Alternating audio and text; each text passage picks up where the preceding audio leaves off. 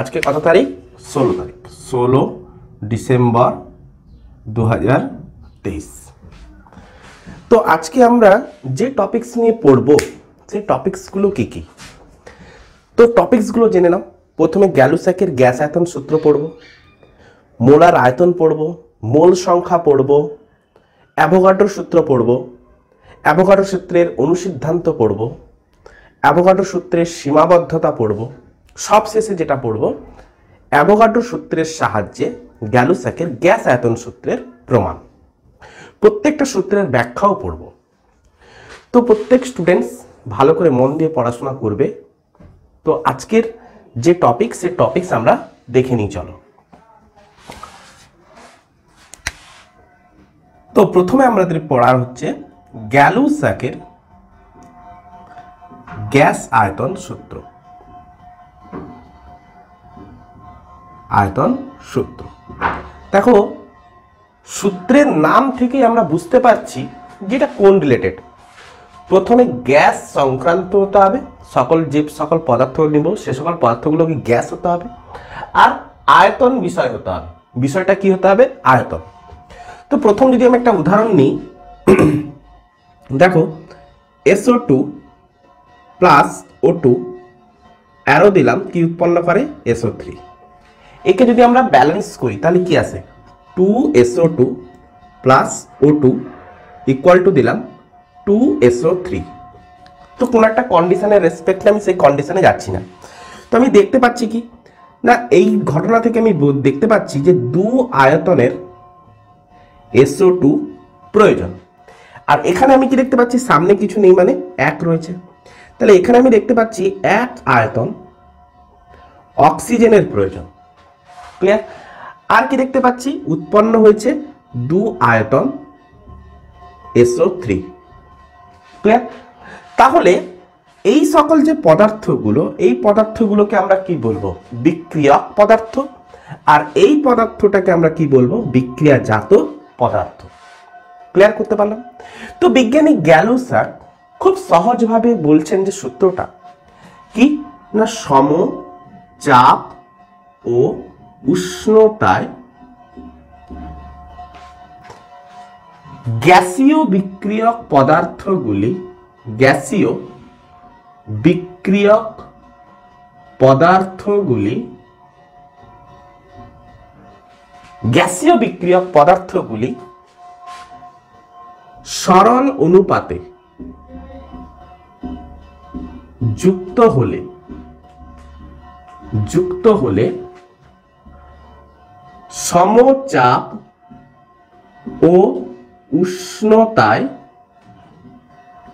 উষ্ণতায় বিক্রিয়াজাত পদার্থগুলি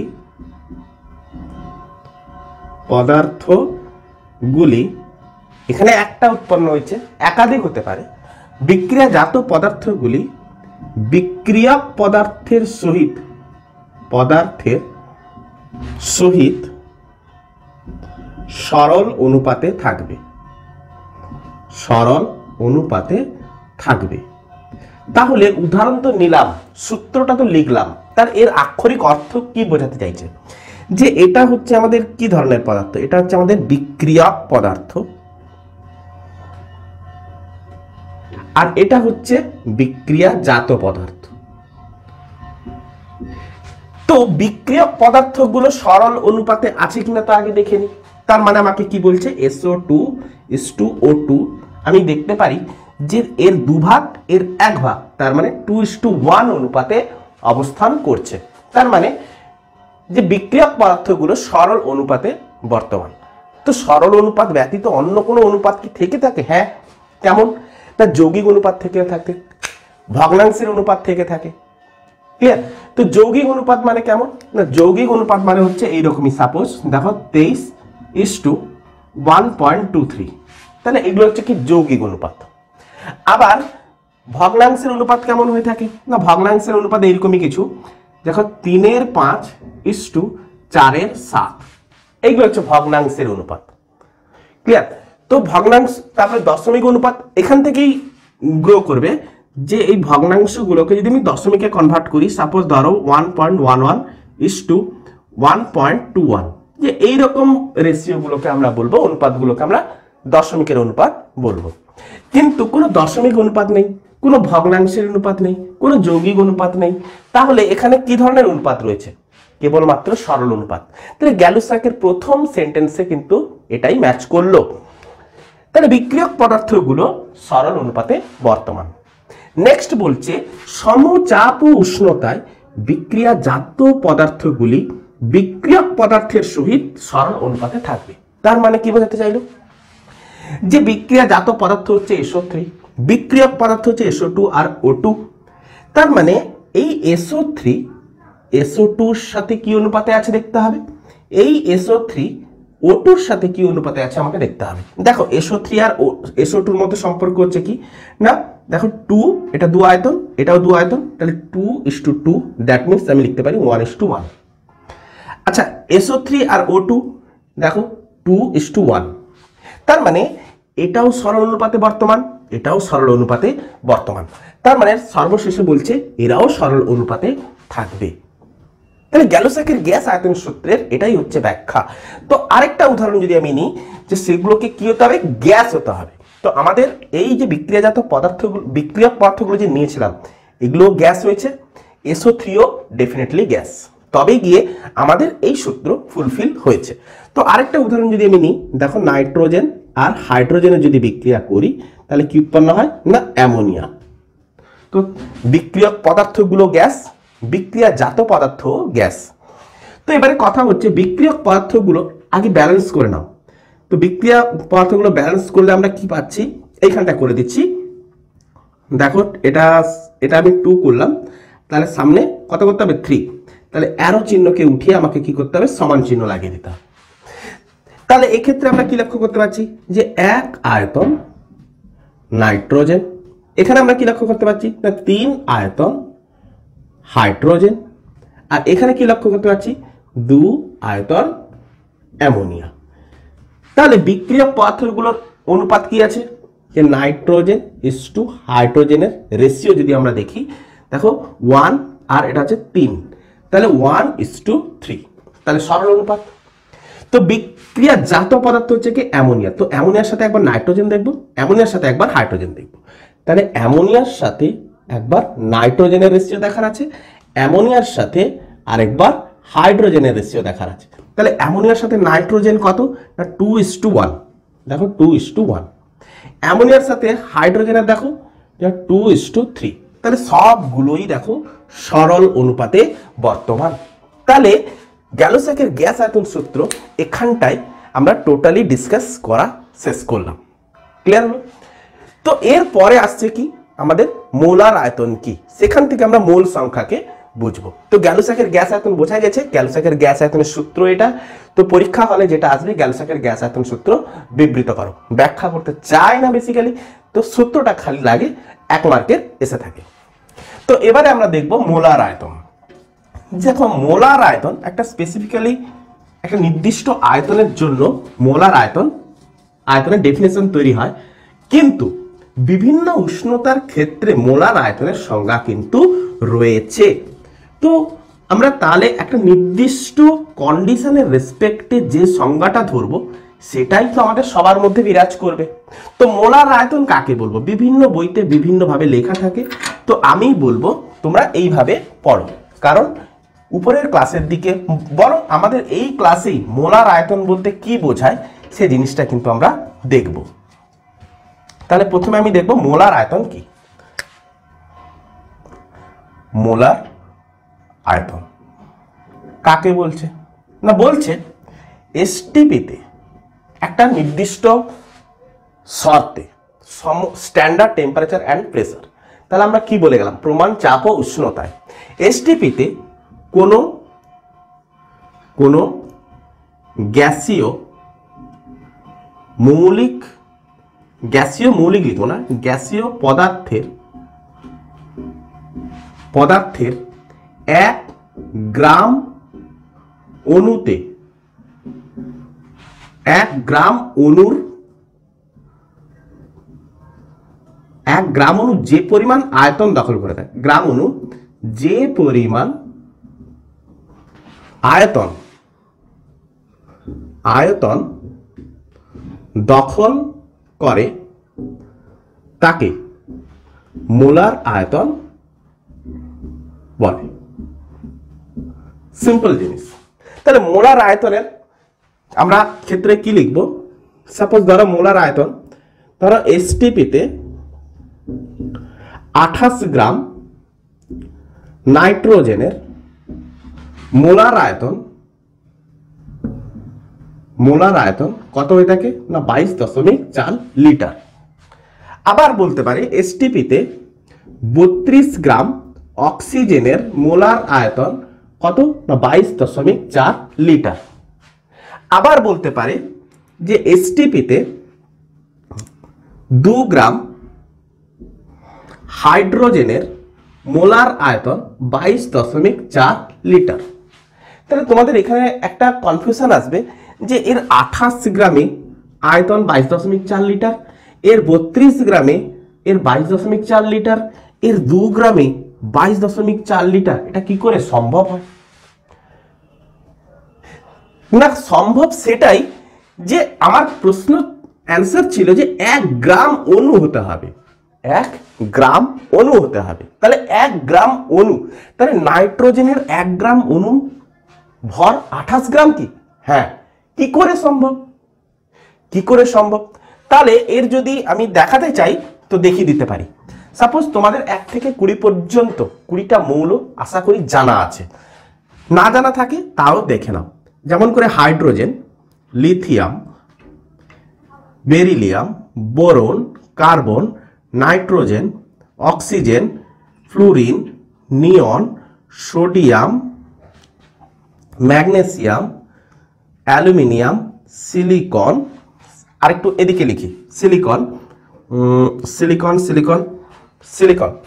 silicon, phosphorus, sulphur, chlorine, argon, potassium, calcium.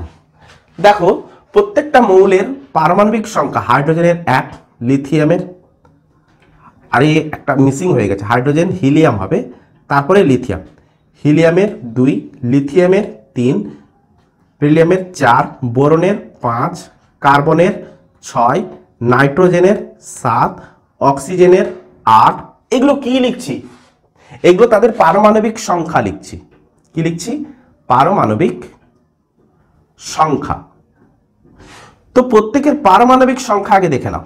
তো ফ্লুরিনের 9, নিয়নের 10, সোডিয়ামের 11, ম্যাগনেসিয়ামের 12, অ্যালুমিনিয়ামের 13, সিলিকনের 14, ফসফরাসের 15, সালফারের 16, ক্লোরিনের 17, আর্গনের 18, পটাশিয়ামের 19, ক্যালসিয়ামের 20। তো এখানটায় যারা যারা নিষ্ক্রিয় মৌল আছে সেই নিষ্ক্রিয় মৌল বাদ দিয়ে দাও। নিষ্ক্রিয় মৌলদের অণু যাচাই করা হয় না। তাহলে একটা হিলিয়াম, আরেকটা হচ্ছে নিয়ন, আরেকটা আছে আর্গন। এই 3টা মৌলকে তুমি বাদ দিয়ে দাও। তো বাকি মৌলগুলোর ক্ষেত্রে দেখো, তো হাইড্রোজেনের পারমাণবিক গুরুত্ব কত হয়ে থাকে? তার পারমাণবিক সংখ্যা হচ্ছে কত? 1। তাহলে তার পারমাণবিক গুরুত্ব হচ্ছে কত? 1। যেগুলো আমি দেখাবো সেগুলোই দেখে নাও, সবগুলোর জানার দরকার নেই। তাহলে হাইড্রোজেনের 1। আচ্ছা কার্বনের কত হয়ে থাকে? কার্বনের দেখো, কার্বনের পারমাণবিক সংখ্যা হচ্ছে 6, তো কত হয়ে থাকে না 14। ক্লিয়ার? অক্সিজেনের কত না অক্সিজেনের হচ্ছে 16। অক্সিজেনের সাধারণ আইসোটোপটার ক্ষেত্রে খালি ধরো। সোডিয়ামের কত হয়ে থাকে না সোডিয়ামের হয়ে থাকে 23। খেয়াল রাখবে সোডিয়ামের কত হয়ে থাকে পারমাণবিক গুরুত্ব 23 হয়ে থাকে। ম্যাগনেসিয়ামের ক্ষেত্রে কত হয়ে থাকে পারমাণবিক গুরুত্ব 24। ক্লিয়ার? ডাউট ক্লিয়ার করো।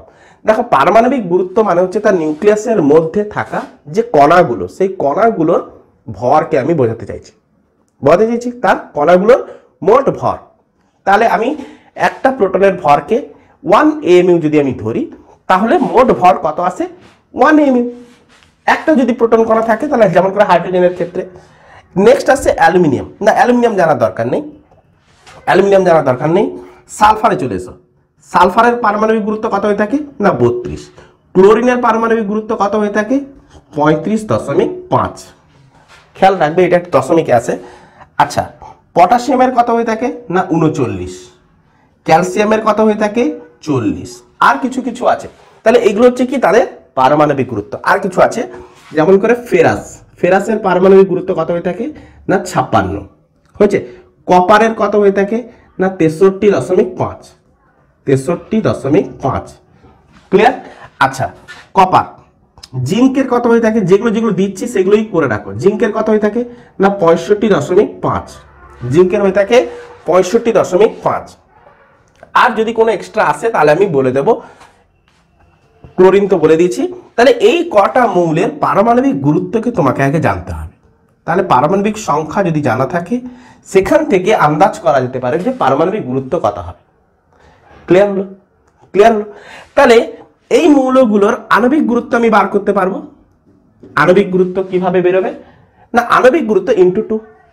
আচ্ছা, আণবিক গুরুত্ব হাইড্রোজেনের ক্ষেত্রে কত না 2, কার্বনের ক্ষেত্রে কত, কার্বনের ক্ষেত্রে আণবিক গুরুত্ব হচ্ছে 24। ক্লিয়ার? আচ্ছা, নাইট্রোজেনের ক্ষেত্রে আণবিক গুরুত্ব কত না 28, অক্সিজেনের ক্ষেত্রে আণবিক গুরুত্ব কত 32, সোডিয়ামের ক্ষেত্রে কত 46, ম্যাগনেসিয়ামের ক্ষেত্রে 48। ক্লিয়ার? আচ্ছা, সালফারের ক্ষেত্রে 32 দুনে 64 মনে থাকবে। ক্লোরিনের ক্ষেত্রে কত আসছে 71, পটাশিয়ামের ক্ষেত্রে কত আসছে 78, ক্যালসিয়ামের ক্ষেত্রে 80। তো এমনি করে সবার আণবিক গুরুত্ব তোমাকে বার করতে হবে। কেন না আণবিক গুরুত্ব মেনশন করে 1 গ্রাম অণু। আণবিক গুরুত্ব কি মেনশন করে না 1 গ্রাম অণু। ক্লিয়ার করতে পারলাম? তাহলে আণবিক গুরুত্বে আমরা 1 গ্রাম অণুতে অণু যে কি সেটাই আমরা বুঝতে পারলাম। তো 1 গ্রাম অণুকে গ্রামে প্রকাশিত করলে যে ভর পাওয়া যায় তাকেই বলা হয় গ্রাম আণবিক ভর। কি লিখলাম? তাহলে এইটুকু মনে থাকলো, এইটুকু মনে থাকলো। এবারে দেখো, আমি এই কটা জিনিস মনে রেখে দেবে। এবার আমি এইখানটায় লিখতে চাইছি,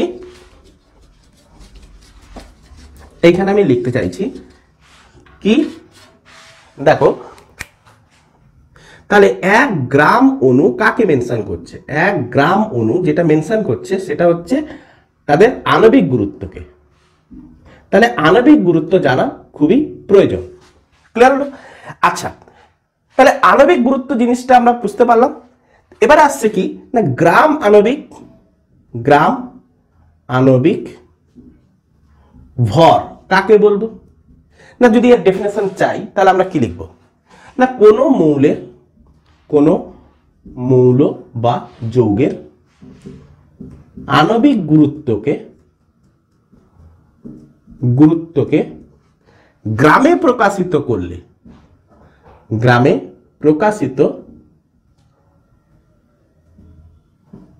করলে তাকে গ্রাম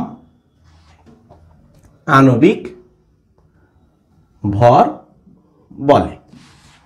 তাহলে দেখো, হাইড্রোজেনের আণবিক গুরুত্বকে আমি গ্রামে যদি প্রকাশ করি তার মানে কি, তার সাইডে শুধু অনলি গ্রাম লিখে দেব। কার্বনের ক্ষেত্রে 24 গ্রাম, নাইট্রোজেনের ক্ষেত্রে 28 গ্রাম, অক্সিজেনের ক্ষেত্রে 32 গ্রাম। তারপর দেখো সোডিয়ামের ক্ষেত্রে 46 গ্রাম, ম্যাগনেসিয়ামের ক্ষেত্রে 48 গ্রাম। তাহলে এগুলো কি বুঝিয়ে গেল? তাদের গ্রাম আণবিক ভর বুঝিয়ে গেল। তাহলে গ্রাম আণবিক ভর যেগুলো বুঝিয়ে যাচ্ছে সেগুলোই হচ্ছে আমাদের গ্রাম অণু। তাহলে তাহলে আমি লিখেছিলাম নাইট্রোজেনের, তো নাইট্রোজেনের ক্ষেত্রে 1 গ্রাম অণুর ভর কত 28 গ্রাম। তাহলে সেই জন্যই লিখেছি যে 1 গ্রাম অণুর ভর কত না 28 গ্রাম। তাহলে 28 গ্রামের আয়তন কত হবে 22.4 লিটার। তাহলে যে যার আণবিক গুরুত্ব ওয়াইজ তাদের আয়তন কিন্তু সমান থাকবে এসটিপিতে, যে যার আণবিক গুরুত্ব ওয়াইজ। তাহলে যার আণবিক গুরুত্ব যতই বোঝাক না কেন সেটাই তার মোলার আয়তন এসটিপিতে 22.4 লিটার। ডাউট থাকার কোনো প্রয়োজন। তাহলে প্রত্যেকের আণবিক গুরুত্ব মানে ভ্যারি করছে। যেমন করে ধরো সোডিয়ামের 46 গ্রাম, তো 46 গ্রামের আয়তন কত হবে 22.4 লিটার। তাহলে প্রত্যেকের আণবিক গুরুত্ব যেহেতু ডিফারেন্ট সেহেতু তাদের আণবিক ভরও ডিফারেন্ট। কিন্তু আণবিক ভর ডিফারেন্ট হলো তো কি হয়েছে, তো তারা কিন্তু একই আয়তনই দখল করবে, সেটাই হচ্ছে 22.4 লিটার। ক্লিয়ার? তো তাহলে এই যে আণবিক গ্রাম আণবিক ভর, এই গ্রাম আণবিক ভরটা যে আয়তন দখল করে থাকে 22.4 লিটার, সেটাকে আমরা সংক্ষেপে বলতে পারি 1 মোল। তাহলে 22.4 লিটারের অল্টারনেটিভ একটা নাম রয়েছে 1 মোল, 1 মোলার আয়তন, 1 মোল আয়তন। তাহলে এই 22.4 লিটারের অল্টারনেটিভ একটা নাম 1 মোল আয়তন। ক্লিয়ার হলো? বোঝাতে পারলাম? বোঝা গেছে? তাহলে এবারে যদি মোল সংখ্যাকে জানতে হয় তো মোল সংখ্যাকে বোঝানোর চেষ্টা করি। শুধুমাত্র এই কটা জিনিস আমি মুছে দেবো, এটাকে আমি রাখবো। কেন? আমাদের এটা প্রয়োজন, যে মোল সংখ্যাকে বুঝতে গেলে আমাদের এটা প্রয়োজন। দেখো মোল সংখ্যা জিনিসটা কি বলছে। সাপোজ তোমাকে হয়তো দিল, কি দিল, হয়তো এই জিনিসটা দিল যে 80 গ্রাম নাইট্রোজেনের ভর, সরি আয়তন কত, আয়তন কত। তাহলে তোমার কাছে ডাটা আছে কি? তোমার কাছে ডাটা আছে যে তুমি জানো কি এর অ্যান্সার যখন রেডি করবে তখন কিভাবে রেডি করবে। না, তোমার কাছে জানা আছে কি যে 1 গ্রাম অণু নাইট্রোজেন বলতে কি বোঝায়? না 28 গ্রাম বোঝায় 1 গ্রাম অণু নাইট্রোজেন, কারণ এইটা তুমি সংজ্ঞা থেকে পেয়েছো। তাহলে এই 28 গ্রাম নাইট্রোজেনের আয়তন কত হয়? না আয়তন 22.4 লিটার। ক্লিয়ার হলো? তাহলে 1 গ্রাম নাইট্রোজেনের আয়তন কত হবে? 22.4 ডিভাইডেড বাই 28। তাহলে 80 গ্রামের ক্ষেত্রে কত হবে? 80 গ্রাম নাইট্রোজেনের আয়তন কত হবে? তো বার করতে পারবো 22.4 গুণিতক 80 বাই 28। তাহলে সুন্দর, আমরা ইউনিটরি ম্যাট্রিক্স যেটাকে ঐকিক নিয়ম বলে থাকি, তো ঐকিক নিয়ম প্রয়োগ করলাম, তো আমাদের আয়তন বেরিয়ে গেল, এত কি আসবে? লিটার আসবে। ক্লিয়ার হলো? তাহলে আমরা যে কোনো ভরকে আমরা তার আয়তনে পরিমাপ করতে পারবো যদি আমাদের কাছে এই ডাটার সংগ্রহ থাকে। এই ডাটা সংগ্রহ না থাকলে কিন্তু আমরা করতে পারছি না। ক্লিয়ার হলো? তো আয়তন তো আমরা বার করলাম, মোল সংখ্যা জিনিসটা কি? তো মোল সংখ্যা এবারে বোঝানোর চেষ্টা করি। দেখো এইখান থেকে বোঝাবো, প্রত্যেকটা ডাটাকে সংগ্রহ করো, দেখবে ইজি হয়ে যাচ্ছে। যে অনেকের ক্ষেত্রে মোল সংখ্যা জিনিসটা এখনো ডাউট থেকে গেছে, ডাউট আছে যে মোল সংখ্যা জিনিসটা কি। এবারে দেখো যে এই মোল সংখ্যা জিনিসটা দেখাতে চাইছি। কি দেখাতে চাইছি? মোল সংখ্যা। ভালো করে বুঝবে মোল সংখ্যা কথার অর্থ কি। মোল সংখ্যা দেখো 28 গ্রাম, আমাকে বলেছে 80 গ্রাম বলেছিল, তো আমি জানি কি 28 গ্রাম মানে হচ্ছে 22.4 লিটার। দেখো 28 গ্রাম নাইট্রোজেন হলো লিখবো না, এর আয়তন 22.4 লিটার লিখলাম। তো একে আরেকটু আমি আলাদা টাইপে লিখতে পারি যে 28 গ্রাম নাইট্রোজেন 22.4 লিটার কথার অর্থ হচ্ছে 1 মোলার আয়তন। বোঝা গেছে? তাহলে 28 গ্রাম নাইট্রোজেন হলো 1 মোল। 28 গ্রাম নাইট্রোজেন হচ্ছে 1 মোল। তাহলে 80 গ্রাম সমান কত হবে? তাহলে একে কত? না 1/28। 1 গ্রাম নাইট্রোজেন হলো 1/28 মোল। ক্লিয়ার করতে পেরেছি? তো 80 গ্রাম নাইট্রোজেন হলো কত মোল? দেখো 80/28, 80/28। তার মানে একে আমরা যদি কাটাকাটি করে নিই সেটাই হবে তার মোল। তাহলে দেখো 28 গ্রাম মানে হচ্ছে 1 মোল, তাহলে 80 গ্রাম মানে হচ্ছে কত মোল? 80 গ্রাম মানে কত মোল? সবসময় যে 28 গ্রাম দেবে তার তো কোনো মানে নেই।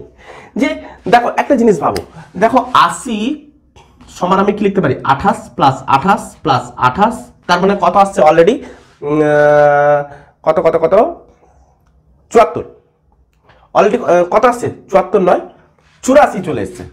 84 28 প্লাস 28 মানে হচ্ছে 2 মোল। আর 24 মানে আমি কত বলতে পারি? সাপোজ ধরো 0.0 8 এর কাছাকাছি, 8 একটু পেরিয়ে যাবে। আচ্ছা, তার মানে কত পাচ্ছি যে 2.8 মোল। তাহলে এইখানটা তুমি কেটে দেখো, 2.8 মোলই আসবে। 7 দুনে 14 দশমিক কত আসছে, 7 দুনে 14 দশমিক কত আসছে, এটা হচ্ছে 6 আর সাথে 56, 2.8, তারপরে কত আসবে 4, দেখো 2.84 মোল চলে আসছে। তাহলে 80 গ্রাম মানে হচ্ছে 2.84 মোল। দেখো একটু বোঝাতে গেলে একটু টাইম লাগে। দেখো তাহলে 80 গ্রাম মানে আমি এখানটায় একটা সাধারণ নিয়ম অনুযায়ী আমি ভেবে 2.8 পেয়েছিলাম, এখানটা তো আমি কত পাচ্ছি 2.84 মোল, আরো সামথিং কিছু ভ্যালু থাকবে। তাহলে এখান থেকে আমরা কি বুঝতে পারছি যে 80 গ্রাম মানে হচ্ছে কত মোল। তাহলে 80 গ্রামকে মোলে নিয়ে যাওয়াটার প্রসেসকে আমরা বলবো মোল সংখ্যা। তাহলে মোল সংখ্যা আমরা কি করে বার করতে শিখলাম, দেখো যে ভরটা তার দেওয়া থাকবে সেই ভরটাকে তার আণবিক ভর দ্বারা ভাগ করে দিয়েছি। দেখো 28 মানে হচ্ছে তার কি আণবিক ভর, তার আণবিক ভর দিয়ে আমি ভাগ করে দিয়েছি, তবেই আমি মোল সংখ্যা পেয়ে গেছি। তাহলে মোল সংখ্যা মানে আমি কি লিখবো, দেখো মোল সংখ্যা, যে মোল সংখ্যা বার করার প্রসেস কি, যে ভরটা আমার দেওয়া থাকবে প্রদত্ত ভর ডিভাইডেড বাই আণবিক ভর, আণবিক ভর দিলেই আমরা কি পেয়ে যাব, তার মোল সংখ্যা পেয়ে যাব। সাপোজ ধরো তোমাকে এবারে যে কোনো কিছু যদি দেয় তাহলে কিন্তু আমরা এবারে বার করতে পারবো। সাপোজ একটা উদাহরণ নিলাম, সাপোজ ধরো যে 70 গ্রাম অক্সিজেনের মোল সংখ্যা কত। তাহলে মোল সংখ্যা মানে হচ্ছে কি যে 70 গ্রাম মানে কত মোল, 70 গ্রাম মানে কত মোল, মোল সংখ্যা সেটাই বলছে। তাহলে মোল সংখ্যা আমরা কি করে বার করব, তাহলে সিম্পল জিনিস, তাহলে অক্সিজেনের অক্সিজেনের আণবিক ভর কত হয়ে থাকে 32, অক্সিজেনের আণবিক ভর কত হয়ে থাকে 32 গ্রাম। আচ্ছা, তাহলে প্রদত্ত ভর হচ্ছে 70 গ্রাম আর অক্সিজেনের আণবিক ভর হচ্ছে 32 গ্রাম। তাহলে গ্রামকে গ্রাম কাটলাম, তো যেটা পাবো কাটাকাটি করে দেখো, আমি কাটাকাটি তেমন করছি না, দেখো কত আসছে 16 আর এটা হচ্ছে 35, তাহলে 35/16 এত মোল আসবে। কিন্তু এর কোনো একক নেই, মোল সংখ্যার কোনো একক নেই, এত মোল শুধুমাত্র একটা সংখ্যা বিশেষ, এত মোল বোঝাবে। ক্লিয়ার আছে? তো মোল সংখ্যা বার করার প্রসেস তো আমরা দেখলাম। তো যে কোনো আয়তনের জন্য মোল সংখ্যা কিন্তু রয়েছে। ক্লিয়ার আছে?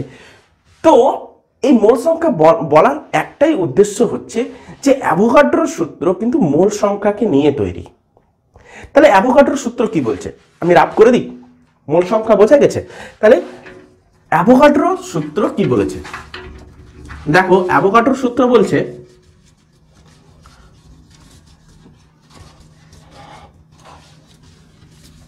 অ্যাভোগাড্রোর সূত্র, এটা একটু মুছে দিই, মুছে দেওয়ার পরে বলতে আমার সুবিধা হবে।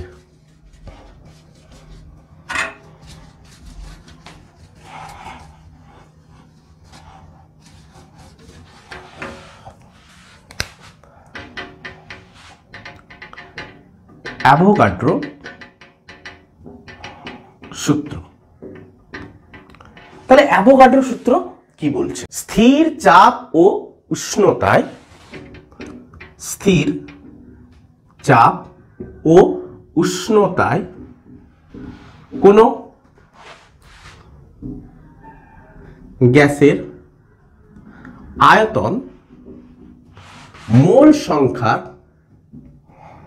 সংখ্যার সমানুপাতিক। সমানুপাতিক তার মানে কি বোঝালো, মানে কি বোঝাচ্ছে দেখো, সাপোজ আমি নাইট্রোজেনকে নিয়ে ভালোই ডিসকাস করছিলাম, নাইট্রোজেনকে নিয়ে করি। দেখো 28 গ্রাম নাইট্রোজেন এর আয়তন কত, না এর আয়তন কত 22.4 লিটার। লিটার একেই এই আয়তনকে 1 মোল বলে, এই আয়তনকে আমি 1 মোল বলে থাকি। তো এবারে আমি এইখান থেকে কাটলাম, দেখো আমি যদি বলি যে 44.8 লিটার মানে কত মোল হবে, না এই আয়তনকে আমি 2 মোল বলবো। যদি আমি করি সাপোজ ধরো 67.2 লিটার, 67.2 লিটার আয়তনকে আমি কত বলবো 3 মোল। তার মানে তাহলে এগুলো কি বোঝাচ্ছে, তার মোল সংখ্যা। দেখো 22.4 লিটারে যেটা হয় সেটা মোলার আয়তন, তারপরে আয়তন আমি অন্য কোনো ডিফারেন্ট আয়তনে যদি আমি নিই তখন তাকে আমরা বলবো মোল সংখ্যা, তখন সেটাকে আমরা বলবো মোল সংখ্যা। তাহলে আলাদা আলাদা আয়তনে আমি দেখতে পাচ্ছি কি তার মোল সংখ্যা কিন্তু আলাদা আলাদা। তাহলে আয়তন আমি এখানে বাড়াতে ছিলাম, তাহলে প্রথমটা রেসপেক্টে আয়তন আমি কি করেছি বাড়িয়েছি, প্রথমটা রেসপেক্টে আয়তন আমি কি করেছি বাড়িয়েছি, তো দ্বিতীয়টা রেসপেক্টে ধরতে পারো আয়তন কি করেছি বাড়িয়েছি। তাহলে আয়তন আমি যতই বাড়াবো মোল সংখ্যাও কি হতে আছে বাড়তে আছে। তাহলে সেটাই বলছে যে অ্যাভোগাড্রো সূত্র সেটাই বলছে স্থির চাপ ও উষ্ণতায় কোনো গ্যাসের আয়তন মোল সংখ্যার সমানুপাতিক। তাহলে গ্যাস মোল সংখ্যা যদি আমি বাড়াতে থাকি তার আয়তনে কি হতে থাকবে বাড়তে থাকবে, বা আয়তন যদি আমি বাড়াতে থাকি মোল সংখ্যা কি হতে থাকবে বাড়তে থাকবে। মোল সংখ্যাকে আমরা স্মল এন দ্বারা ডিনোট করব। তার মানে কি বলতে চাইছি V proportional to N, simple জিনিস ভি প্রপোর্শনাল টু এন, এনটা হচ্ছে কি মোল সংখ্যা, অর্থাৎ V equals to K N. তাহলে কেটা হচ্ছে কি সমানুপাতিক ধ্রুবক না, সেরকম বলতে শিখবো না, কে হচ্ছে বোল্টজম্যান কনস্ট্যান্ট। ক্লিয়ার হচ্ছে? আচ্ছা, তো অ্যাভোগাড্রো সূত্র কত সালে তৈরি হয়েছিল? দেখো 1811 খ্রিস্টাব্দে, 1811 খ্রিস্টাব্দে শুধুমাত্র একটা মতামত, কোনো পরীক্ষা নিরীক্ষা নেই, একটা মতামত জাস্ট। তাহলে এই মতামতের উপরে বেস করেই অ্যাভোগাড্রো সূত্র তৈরি। ক্লিয়ার? তো আজ আমরা 210 বছর অতিবাহিত করে এসেছি, কিন্তু এই সূত্র এখনো পর্যন্ত আনচেঞ্জ অবস্থায় রয়েছে। এই সূত্র এখনো পর্যন্ত আনচেঞ্জ রয়েছে। তাহলে তাকেই আমরা বারবার বারবার মেনে নিচ্ছি, ওই সূত্রকে মেনে নিচ্ছি যে ফিজিক্সে এই বা এই রসায়নবিদ্যায় এটাই সর্বপ্রথম একটা সূত্র, এটাই সর্বপ্রথম সর্বশেষ সূত্র, যে দীর্ঘ 210 বছর অতিবাহিত হওয়ার পরেও এই সূত্র এখনো পর্যন্ত অক্ষত অবস্থায় রয়েছে। সেটাই হচ্ছে অ্যাভোগাড্রো সূত্র। ক্লিয়ার হচ্ছে? তো অ্যাভোগাড্রো সূত্রের ব্যাখ্যা আমরা কিভাবে দেব? যে অ্যাভোগাড্রো সূত্র অনেকে অনেক রকম ভাবে বলে থাকে, কিন্তু অ্যাভোগাড্রো সূত্রের ব্যাখ্যা আমরা কিভাবে দেব? তো ব্যাখ্যা এবারে দেখাই, এটা ক্লিয়ার হচ্ছে? তো ব্যাখ্যা দেখো, অ্যাভোগাড্রো সূত্রের ব্যাখ্যা। সাপোজ ধরো আমরা বিভিন্ন গ্যাস নিতে পারি, স্থির চাপ উষ্ণতায় কোনো গ্যাস, যে কোনো গ্যাস, যে কোনো গ্যাসের ক্ষেত্রে প্রযোজ্য। কি বলতে আছে? বলতে আছে সাপোজ ধরো তুমি একটা গ্যাস জার নিলে, এই গ্যাস জারের আয়তন হচ্ছে কি ভি। তুমি আরেকটা গ্যাস জার নিলে, তারও আয়তন হচ্ছে কি কত না ভি।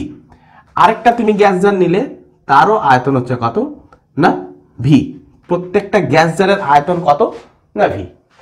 এই গ্যাস জারের মধ্যে মানো তুমি হাইড্রোজেন গ্যাস রেখেছো, এই গ্যাস জারের মধ্যে মানো তুমি ক্লোরিন গ্যাস রেখেছো, এই গ্যাস জারের মধ্যে মানো তুমি অ্যামোনিয়া গ্যাস রেখেছো, গ্যাস রেখেছি।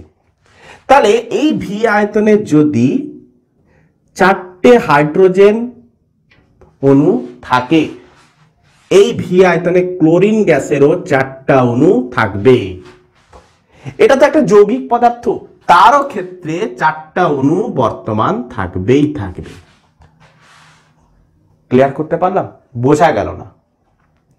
বোঝা গেল না যে প্রত্যেকটা সম আয়তনের গ্যাস জারে সমান সংখ্যক অণু বর্তমান থাকবে, সেটাই তো সূত্র বলতে আছে।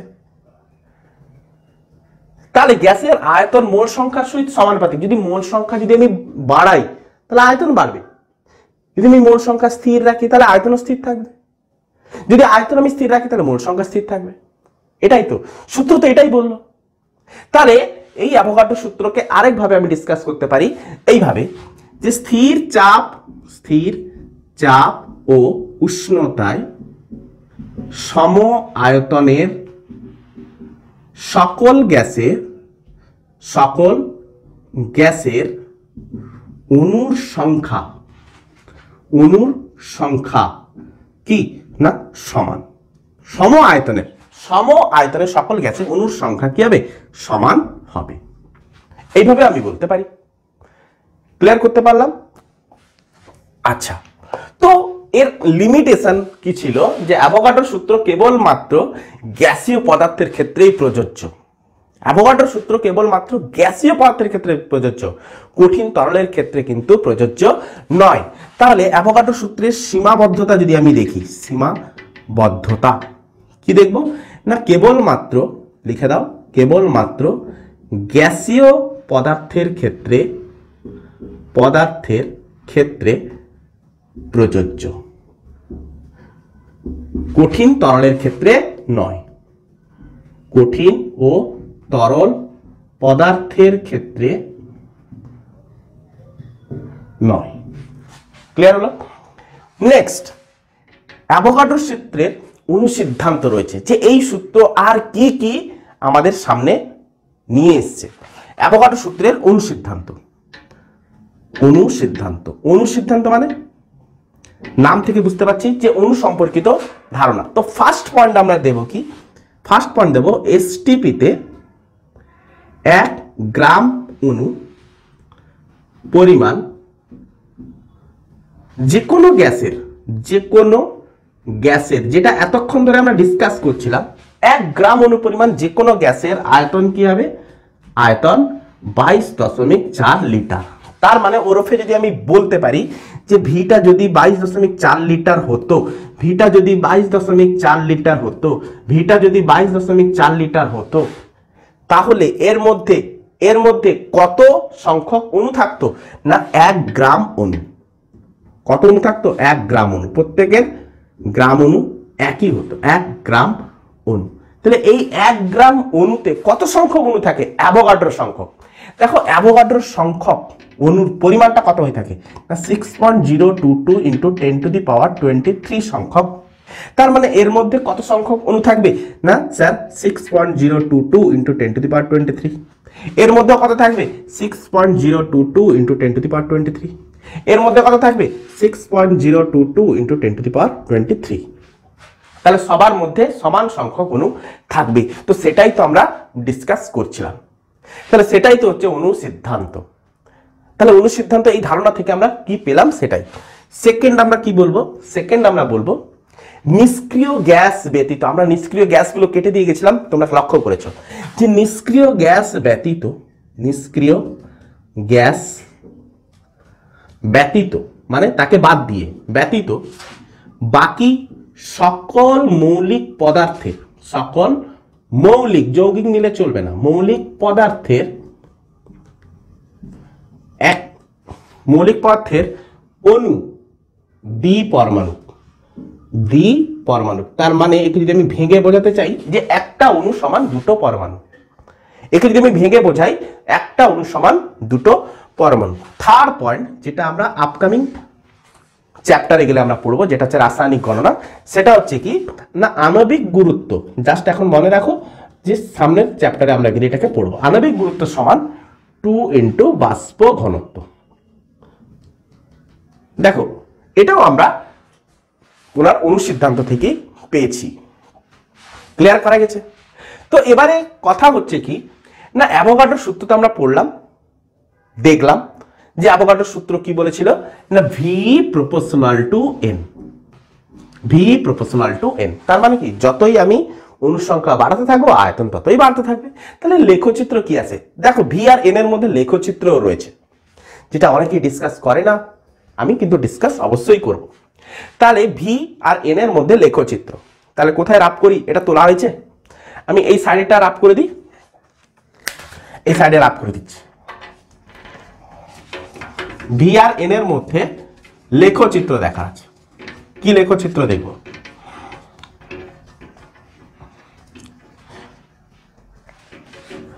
তাহলে লেখচিত্র দেখতে গেলে একটা x অক্ষ থাকবে আর একটা y অক্ষ থাকবে, সিম্পল জিনিস। তাহলে এদিকটা আমি নিলাম মোল সংখ্যা, মোল সংখ্যা যেটাকে আমরা n চিহ্ন দ্বারা ডিনোট করব, স্মল n। আর এদিকে আমরা কি নেব? আয়তন, যেটাকে আমরা v চিহ্ন দ্বারা ডিনোট করব। তো V = N মানে আয়তন যতই বাড়াবো অণু সংখ্যা ততই বাড়তে থাকবে, অণু সংখ্যা যতই বাড়াবো আয়তন ততই বাড়তে থাকবে। দুভাবেই আমরা বলতে পারি। তার মানে মূল বিন্দু থেকে সোজাসুজি আমরা মূল বিন্দুগামী সরল রেখা করে দেব। ক্লিয়ার করতে পারলাম? তাহলে লেখচিত্র কি দাঁড়ালো যে মূল বিন্দুগামী সরল রৈখিক, আর কিছু না। লিখে দাও মূল বিন্দুগামী সরল রৈখিক। হ্যাঁ, এদের ক্ষেত্রে বিভিন্ন স্থানাঙ্ক নিতে হবে, আমি স্থানাঙ্ক আর নিইনি, সরলরৈখিক। ক্লিয়ার? তো আজকের আমাদের লাস্ট যে কোশ্চেন, যে গ্যালুস্যাকের গ্যাস আয়তন সূত্র পড়লাম, মোল সংখ্যা জানলাম, অ্যাভোগাড্রো সূত্র জানলাম। এবারে কথা হচ্ছে কি না, অ্যাভোগাড্রো সূত্রের সাহায্যে গ্যালুস্যাকের গ্যাস আয়তন সূত্র আমরা প্রমাণ করব। তাহলে টপিকসটা লিখি যে অ্যাভোগাড্রো সূত্রের সাহায্যে গ্যালুস্যাকের গ্যাস আয়তন সূত্র প্রমাণ। অ্যাভোগাড্রো সূত্রের সাহায্যে গ্যালুস্যাকের গ্যাস আয়তন সূত্রের প্রমাণ। এটাও মুছে দিই, এটা তোলা আছে। অ্যাভোগাড্রো সূত্রের সাহায্যে স্ক্রিনশট তো নিয়ে নেবে। আর কি, অ্যাভোগাড্রো সূত্রের সাহায্যে গ্যালুস্যাকের গ্যাস আয়তন সূত্রের প্রমাণ। অ্যাভোগাড্রো সূত্রের সাহায্যে গ্যালুস্যাকের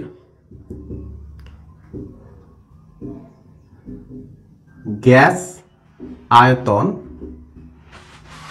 সূত্রের প্রমাণ। দেখো, যদি বুঝতে চাও খুব দ্রুত বুঝিয়ে দেব, যদি বুঝতে চাও তো দ্রুত বুঝিয়ে দেব। দেখো, একটু মুছে নিতে দাও, একটু মুছে নিতে দাও, দিলে ক্লাসটা করতে আমাদের সুবিধা হবে। সাপোজ আমাদের কাছে এ বি দুটো মৌল রয়েছে, এ একটা মৌল, বি একটা মৌল, এরা দুজন বিক্রিয়া করলো, দিয়ে কি উৎপন্ন করলো, সি একটা মৌল। ক্লিয়ার? তো এ মৌলের মধ্যে অণুর সংখ্যা আমি মানলাম যে এ মৌলটার অণুর সংখ্যা কত না এক সংখ্যক অণু। ক্লিয়ার?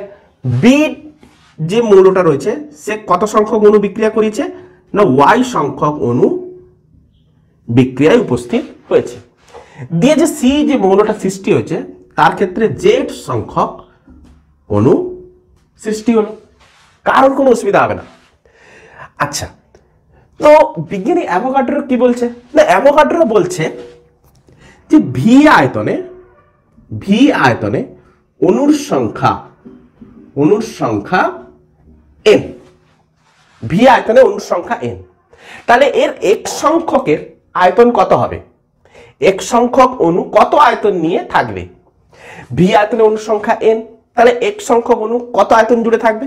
তাকে একে যদি আমি উল্টে লিখি যে এন সংখ্যক অণু ভি আয়তন দখল করে, তাহলে এক সংখ্যক কত হবে, দেখো এক সংখ্যক অণু ভি বাই এন, তাহলে এক সংখ্যক অণু কত করবে না ভি এক্স বাই এন, তাহলে এত আয়তন দখল করবে। তাহলে তাহলে এক সংখ্যক অণুর আয়তন কত না V X divide by N. Clear? আচ্ছা, বি এর ক্ষেত্রে কত পাবো, V Y divided by N. আর সিমিলারলি করতে থাকো না, এটাকে মুছে দাও, ওয়াই লিখো, তাহলে Y V Y by N. Z সংখ্যক অণু কত আয়তন দখল করবে, ভি জেড বাই এন। তাহলে তিনটা মৌলের আমরা আয়তন কিন্তু পেয়ে গেলাম। আচ্ছা, এক্স ওয়াই জেড এগুলো কি ছিল না, এক্স ওয়াই জেড এগুলি কি ছিল না, এগুলি ছিল পূর্ণ সংখ্যা। তাহলে এবারে এদের তিনজনের আমি আয়তন দেখতে চাই। গ্যালুস্যাকের গ্যাস আয়তন সূত্র কি বলছে যে এদের আয়তনের অনুপাতটা কি থাকবে, সরল অনুপাতে থাকবে। তাহলে আয়তন যদি দেখতে চাই, এই আয়তনটাকে আমি মানলাম ভি এ, এই আয়তনটাকে আমি মানলাম ভিবি, দেখো ভিবি, এই আয়তনটাকে আমি মানলাম ভি জেড। তাহলে প্রত্যেকের আয়তন অনুপাত আমি সরল অনুপাতে দেখাবো। দেখো V A is to V B is to V Z সমান আমি কি লিখতে পারি, দেখো V X by N is to V Y by N is to V Z by N. তার মানে আমি কি লিখতে পারি না X is to Y is to Z. তার মানে কি এক্স ওয়াই জেড অলরেডি পূর্ণ সংখ্যা, তার মানে এরা অবশ্য পূর্ণ সংখ্যায় থাকবে। অতএব V A is to V B is to V Z পূর্ণ সংখ্যার সরল অনুপাত। ক্লিয়ার? তো আমরা কি পেলাম, গ্যালুস্যাকের গ্যাস আয়তন সূত্র এটা পেয়ে গেলাম। তাহলে এই যে রাশিটা আমরা যে পেলাম, এই রাশিটা আমরা কি করে পেলাম, যদি অ্যাভোগাড্রোর সূত্র আমাকে এইটা যদি না বলতো তাহলে এইখান থেকে আমি ধার করে আমি এটা পেয়েছি, সেখান থেকে আমি গ্যালুস্যাকের গ্যাস আয়তন সূত্র প্রমাণ করলাম। তো অ্যাভোগাড্রো সূত্রের সাহায্যে গ্যালুস্যাকের গ্যাস আয়তন সূত্রের প্রমাণ, হেন্স দ্য রেজাল্ট। তো আজকের মতো এতটুকুই থাকলো। আশা করি তোমাদেরকে এতটুকু ভালোভাবে বোঝাতে পেরেছি। তো মন দিয়ে পড়াশোনা চালিয়ে যাও। গুড ইভিনিং, ভালো করে মন দিয়ে পড়াশোনা করো।